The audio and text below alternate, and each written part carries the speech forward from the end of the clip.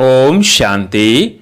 आज 24 जून 2021 की मातेश्वरी जी के महावाक्य। रिवाज है 27 जून 1964। हेडलाइन है मातेश्वरी जी के पुण्य स्मृति दिवस पर क्लास में सुनाने के लिए जगदम्बा सरस्वती जी के मधुर महावाक्य। गीत है छोड़ दे जग से नाते। अगर हम जग से नाते ही छोड़ दे तो फिर जग काहे के लिए है। अगर नाते ही तोड़ने की बात है तो फिर ये संबंध बनाए ही क्यों। पति पत्नी, बाप बेटा, राजा प्रजा आदि आदि अनेकानेक जो संबंध है ये सब भगवान ने रचे हैं, ऐसे कहते हैं ना। तो जब भगवान ने रचे हैं तो फिर क्यों कहते हैं छोड़ो, या फिर यह गीत ही रोंग है। भगवान ने कौन सा जग रचा? जग कहो, दुनिया कहो, जो भगवान ने रची वो ऐसी दुनिया थोड़ी रची जो छोड़नी पड़े। अभी के जो संबंध है वो नहीं रचे। अभी इस जग में देखो तुम्हारे नाते कैसे हो गए हैं। कर्मों के कारण तुम प्रधानता में आते आते क्या हो गए हैं। कर्मों के बंधन एक दो को काटते रहते हैं। सभी नाते इस कर्म के हिसाब में तुम प्रधानता में आ करके एक दो को दुख देते और लेते रहते हैं। भगवान खुद कहते हैं मैंने तो तुम्हारे ये दुख के संबंध नहीं बनाए हैं। मैंने जो तुम्हारा संबंध जोड़ा था वो बंधन नहीं था। मैंने तुम्हारा श्रेष्ठ संबंध जोड़ा था, उसी संबंध में तुम सदा सुखी थे। तुम्हारे सब नाते बहुत स्वच्छ थे, इसलिए याद करते हो ना। राम राजा राम प्रजा, राम साहूकार है। बसे नगरी जिए दाता, धर्म का उपकार है। उसको कहते थे गिरस्थ धर्म, धर्मपति, धर्म पत्नी, धर्म के नाम से ना। परंतु अभी तो वह धर्म का संबंध नहीं है, प्रैक्टिकल वो जीवन नहीं रही है। इसलिए बाप कहते हैं यह जो तुमने अपना जग बना दिया है, उस जग के जो नाते हैं वो बिगड़ गए हैं। मैंने जो जग बनाया था उसमें तुम्हारे नाते कितने अच्छे थे, कितने प्रिय थे, कितना एक दो को सुख देने वाले थे। नाते तो जरूर थे, ऐसे नहीं कि भगवान ने नाते नहीं रचे। नाते तो थे, लेकिन वो नाते कर्म के बंधन के बिना थे। इसलिए उन्हों को कहा जाता था जीवन मुक्त। जीवन में इस कर्म के बंधन दुख से मुक्त थे, इसलिए उनको कहते थे जीवन मुक्त। अभी तुम्हारे नाते जीवन बंध के बन गए हैं, इसलिए कहते हैं अभी उससे छुटकारा कैसे हो। बाप कहते हैं उससे नाता तोड़, एक मेरे से जोड़। ये एक ही लास्ट की जीवन तुम मेरे हवाले करो। मेरे हवाले का मतलब है जैसे स्त्री पति के हवाले, पति स्त्री के हवाले, बाप बेटे के हवाले और बेटा बाप के हवाले। यह तो प्रैक्टिकल अच्छी तरह से है ना। मैं कोई तुम्हें नई बात नहीं कहता हूं। कैसे करे, क्या करे, तुम यह भी प्रश्न पूछ नहीं सकते हो। तुम अपनी जीवन एक दो के प्रति देते आए हो। क्या तुम अपने बच्चों के प्रति अपनी जीवन नहीं दे बैठे हो? अपना तन मन धन जो भी कुछ है तुम उन्हीं के प्रति तो बना के बैठे हो ना। अपना अपना तो करते हो ना, सारी जीवन उन्हीं के प्रति लगा देते हो। तो मैं तुम्हें कोई नई बात थोड़ी कहता हूं कि यह सब मेरे हवाले करो। जैसे अभी तक एक दो में करते आए हो, ऐसे अभी कहता हूं तुम मेरे बनो, फिर मेरा बन करके उसे ट्रस्टी बन संभालो। तुम भक्ति मार्ग में भी कहते आए हो भगवान यह सब तेरा, मैं तेरा, परंतु तेरा किया नहीं। सिर्फ ऐसे ही कहा कि तेरा तेरा भी मेरा, मेरा भी मेरा, ऐसे ही सब करते थे। लेकिन अब वो ठगी तो नहीं चलेगी ना। तेरा भी मेरा तो मेरा भी मेरा नहीं। अब ये तेरा मेरा खत्म करना पड़ेगा। अभी मैं तेरा तो उसमें सब आ गया, बस मैं तेरा। बाकी ऐसे थोड़ी है कि उनका भी मेरा, अपना भी मेरा। ऐसी ठगी करने का क्या फायदा, क्योंकि हम ही अपने को ठगेंगे। उस परमात्मा को तो कोई ठग नहीं सकता। पहले कैसे कैसे ठगी करते रहे, लेकिन ठगते ठगते खुद ही दुखी अशांत बने हो, क्योंकि धोखा तो तुम ही खा रहे हो। इसलिए अब बाप कहते हैं वो सब छोड़ो। देश सहित सब संबंधों से बुद्धि हटा करके अभी मेरे से जोड़ो, फिर अपनापन नहीं रहेगा। अभी तक मेरा मेरा कहते दुखी होते रहते हो, फिर बुद्धि उधर जाती है तो कहते हो क्या करूं, कैसे करूं। अगर तुम किसी में लटकेंगे तो नतीजा क्या होगा? यह मोह जो है ना, इसके कारण तुम दुखी बन पड़े हो। इसलिए बाप कहते हैं तुम इस जग के नाते तोड़ करके अभी मेरे बनो। ये जो तुमने अपने देह के बंधन, जीवन के बंधन बनाए हैं, उनसे निकल करके अभी मेरे बन जाओ। फिर मैं कोई तुम्हारे साथ जन्म जन्म थोड़ी चलता रहूंगा, नहीं, अभी मेरा तुम्हारे से काम है बस। फिर तो तुम आत्माएं आपस में सदा काल के सुख में चलती चलेंगी। तो तुम्हारे दुख के बंधन काट करके सुख का संबंध बना देता हूं, फिर तुम ही आपस में सुख भोगेंगे। अभी देखो तुम कितने बिगड़ गए हो, इसलिए दुखी होते हो। फिर मैं तुम्हारा बिगड़ा हुआ सुधारता हूं, फिर तुम ही सुखी रहेंगे। मैं थोड़े ही जन्म जन्म तुम्हारे साथ चलने वाला हूं। मैं तो सिर्फ तुम्हारी बिगड़ी को संवारने के लिए कहता हूं, अभी मेरे बनो। सो भी क्यों कहता हूं? क्योंकि मेरे फरमान पर चलने से तुम्हारे लिए सब सहज हो जाएगा। मैं तुम्हें ये सहज युक्ति देता हूं, तुम प्रैक्टिकल में मेरे होकर के चलो कि ये युक्ति काम में आवे। जैसे कोई किसी के गोद का बच्चा होता है, फिर उनका ही नाम प्रैक्टिकल चलेगा ना, ऐसे तुम भी प्रैक्टिकल मेरे होकर के चलने से तुम्हारा ही भाग्य बनेगा। बाप तो बड़ी सीधी सहज एकदम सिंपल बातें बतलाते हैं, उसे भी देखो कोटों में कोई धारण करने वाले निकलते हैं। बाप कहते हैं इस छोटे से संगम युग में तुम्हारे देश, इस कॉर्पोरियल दुनिया में तुम्हारे लिए ही आया हूं, तो कम से कम जितना टाइम है उतना टाइम तो कुछ हमारा ख्याल करो। बाबा के बने हो तो कम से कम इतना टाइम तो शुद्ध रहो, फिर तो तुम्हारी ऐसी प्रारब्ध बन जाएगी जो तुम्हें उस दुनिया में मेहनत नहीं करनी पड़ेगी। अभी थोड़ी मेहनत की बात है, अभी तुम कैसे भी करके मर मिट करके भी पवित्र रहने की प्रतिज्ञा करो, अपनी दृढ़ता रखो, अपनी धारणाओं में रहने का पूरा प्रयत्न करो।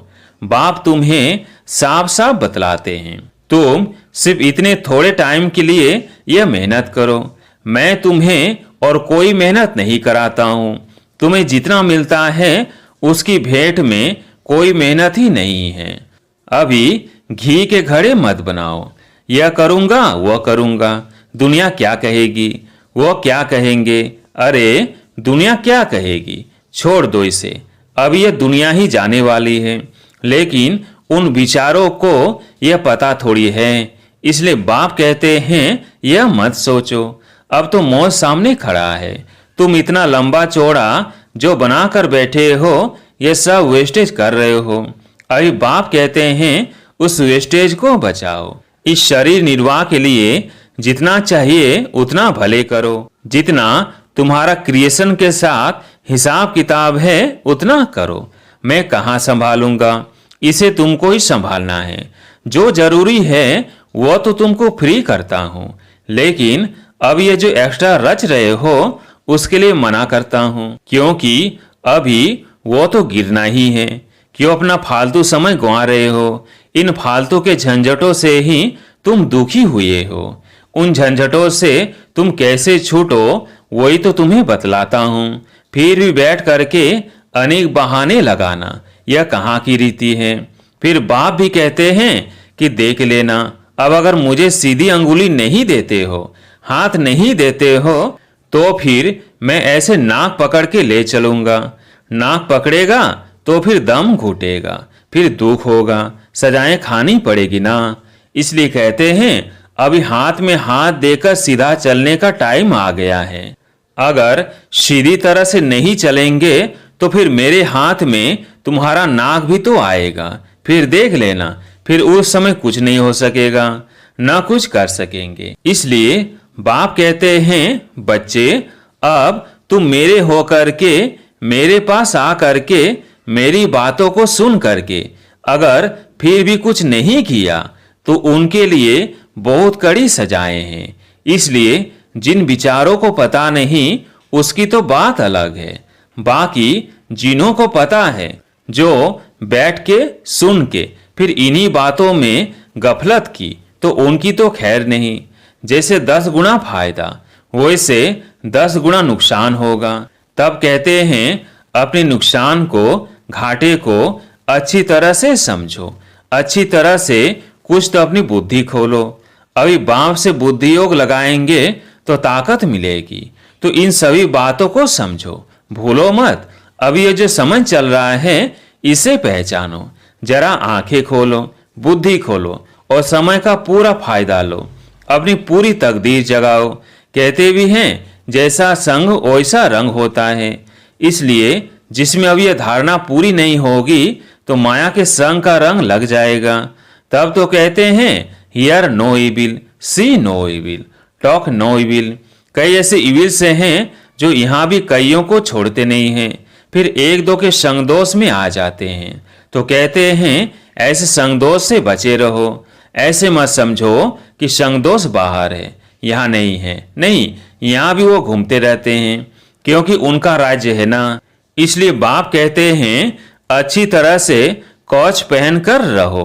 कवच होगा तो उसकी गोली लगेगी नहीं। योग का ही कवच है, ज्ञान की तलवार है। इन सभी अस्त्र शस्त्रों को अपने पास अच्छी तरह से संभाल के रखो। कहते भी हैं जो करता है वो पाता है। ये तो भविष्य प्रारब्ध बनाने की बातें हैं। यहाँ तो प्रारब्ध नहीं भोगनी है ना। यहाँ तो कोई गुरु बन करके नहीं बैठना है। इसमें कोई मिसअंडरस्टैंड ना करे, इसलिए ये सब समझाया जाता है।